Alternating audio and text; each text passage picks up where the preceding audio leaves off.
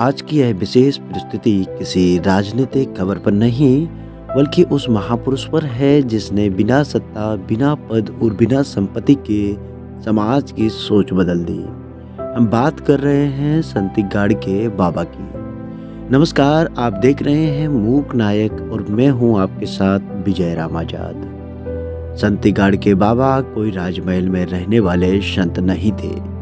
वे सड़क पर चलते थे, हाथ में झाड़ू रखते थे और समाज के सामने सवाल भी। उनका जीवन हमेशा यह सिखाता है कि सच्ची भक्ति मंदिर में नहीं बल्कि मानव सेवा में होती है।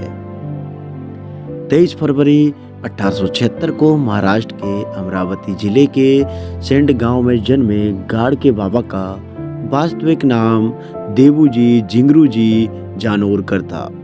निर्धन धोबी परिवार में जन्मे बाबा ने बचपन से ही गरीबी, शोषण और असमानता को करीबी से देखा। बाबा के जीवन में एक घटना निर्णायक साबित हुई। मेहनत से उपजाई गई जमीन को रिश्तेदारों द्वारा छीन लिया गया। वही वह क्षण था जब बाबा ने समझ लिया कि बिना शिक्षा, बिना जागरूकता गरीब हमेशा शोषित रहेगा। इसके बाद उन्होंने भिक्षा को अपना साधन बनाया, लेकिन लक्ष्य रखा शिक्षा और समाज सुधार। दर्शकों, यह जानकर आप चौंक जाएंगे कि संत गाड़गे बाबा ने अपने लिए कभी कुछ नहीं रखा। भिक्षा में जो भी मिला वह गया स्कूलों में, छात्रावासों में, धर्मशालाओं में, गौशालाओं में और गरीब बच्चों की पढ़ाई में। उनका प्रसिद्ध कथन था, एक रोटी कम खाओ लेकिन पढ़ने वाले बच्चों की मदद करो। संत गाड़गे बाबा स्वच्छता के सबसे बड़े जन आंदोलनकारी थे।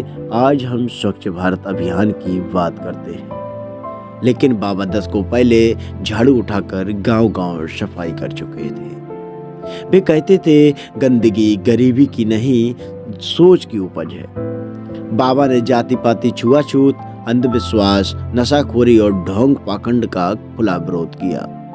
वे भजन और कीर्तन के माध्यम से सामाजिक क्रांति करते थे। ऐसे भजन जिनमें मंदिर कम और इंसान ज्यादा होते थे। उनके विचार डॉक्टर भीमराव अंबेडकर के विचारों से गहरे जुड़े थे। बाबा शिक्षा को सामाजिक मुक्ति का रास्ता मानते थे। जब बाबा साहब डॉक्टर भीमराव अंबेडकर के महापरिनिर्वाण दिवस का समाचार संत गाड़गे बाबा तक पहुंचा तो उन्होंने दवाइयां तक लेना बंद कर दिया, क्योंकि वह उनके निधन से बहुत ही आहत हुए।